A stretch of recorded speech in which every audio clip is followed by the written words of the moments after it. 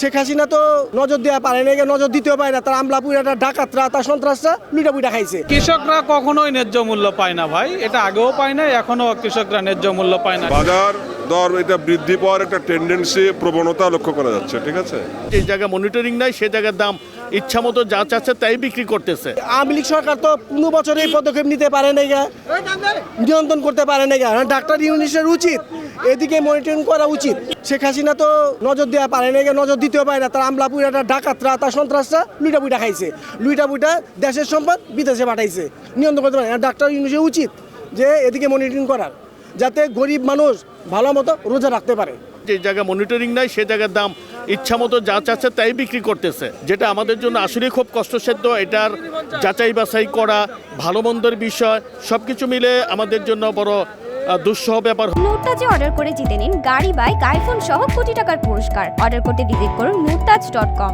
রমজানে তো একটা গোষ্ঠী যারা বিভিন্ন ইসলাম কান্ট্রিতে দেখা যায় যে রমজানের মধ্যে কিছুটা ছাড় থাকে, কিন্তু আমাদের দেশের এইটা খুব খুব ব্যাপকভাবেই পায় যে যতটুকু পারে তারা বেশি দামে বা মজুত করে এটা বেশি দামে বিক্রি করার তাদের। আজকে বাজার ঘুরে দেখছি সব সবজির দামই কম আছে, শুধু কিছু কিছু সবজির দাম বেশি।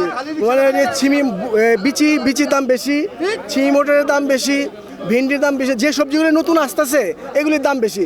আর যা ছাড়া আছে টমেটো বলেন, শিম বলেন, আলু বলেন, এগুলি সব 20 টাকা কেজি, 20 টাকা, 25 টাকা, 30 টাকা কেজি। এখন তো সবজির দাম পানির মতো হয়ে গেছে। হ্যাঁ, আমরা কিনা শান্তি পাইতেছি, কিন্তু কৃষকও তো মাথায় হাত। এখন এতই কমে গেছে, কৃষকও মাথায় হাত। আপনার গিয়া শিম 20 টাকা কেজি, আলু 20 টাকা কেজি, তারপরে গিয়ে আপনার টমেটো 20 টাকা কেজি, 25 টাকা কেজি। সব সবজির দামই কম। ওই নতুন যে সবজিগুলি আসতেছে ওগুলির দাম একটু বেশি। ভেন্ডি, তারপরে গিয়ে সিমেন্ট, বিচি, চিনি মোটর, এগুলো নতুন উঠতেছে মাত্র, এগুলির দাম একটু বেশি। যে দাম একটু কম, তবে ক্ষেত্র বিশেষে যেমন টমেটো কোথাও বেশি 40 টাকা একই টমেটো, কোথাও আবার 60 টাকা বিক্রি করতেছে। এরকম প্রত্যেকটা জিনিসেরই মানের দিক থেকে দামেরও এটার ভেরি করে। দামও বেশি ছিল, আবার একটু কাস্টমারও ছিল, কিন্তু এই সপ্তাহে একটু দামও কমছে, কিন্তু এই সপ্তাহে কোনো কাস্টমার পাইতেছে না। কাস্টমার একদম কম এই সপ্তাহে। যেমন বিশেষ করে আড়ি মাছ, দেশি আড়ি মাছ গেছে সপ্তাহে বেচছি 700, আমরা এই সপ্তাহে বেচেছি 650, তাও কাস্টমার পাইতেছি না। রমজান মাসে একটু সামনে একটু কমই থাকবে, কারণ এখন মাছের একটু সিজন, তো শীতকালে একটু সিজন, এই জন্য সব মাছই আছে। যদি একটু মাছের যদি কম থাকে তাহলে একটু দাম বাড়তে পারে, আর যদি মাছ যদি আল্লাহর মতো এরকমই থাকে তাহলে আর বাড়বো না ইনশাল্লাহ, এরকম দামই থাকবে। তারপরে কাঁচামাল 10 টাকা এদিক ওদিক হইতে পারে। সাধারণ মানুষের আসলে সাধারণ মানুষের ক্রয় ক্ষমতার বাইরে চলে গেছে আর কি।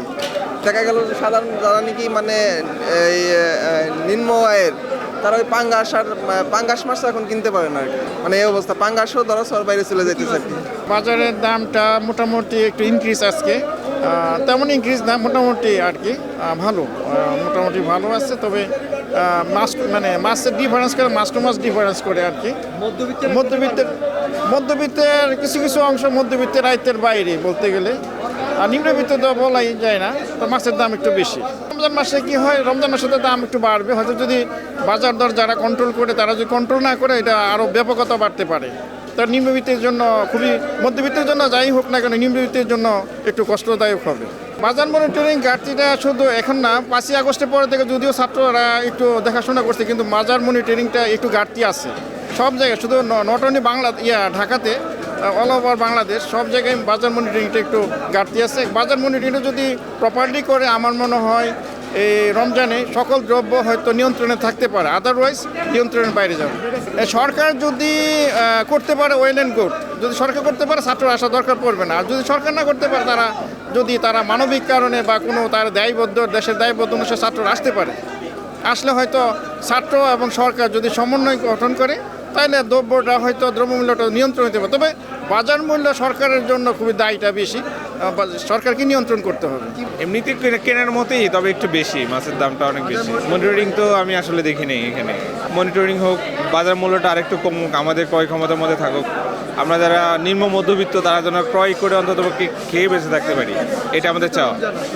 সামনে রমজান, তখন তো আরও নিয়ন্ত্রণ রাখতে হবে, নাহলে তো কেনার মতো অ্যাবিলিটি থাকবে না।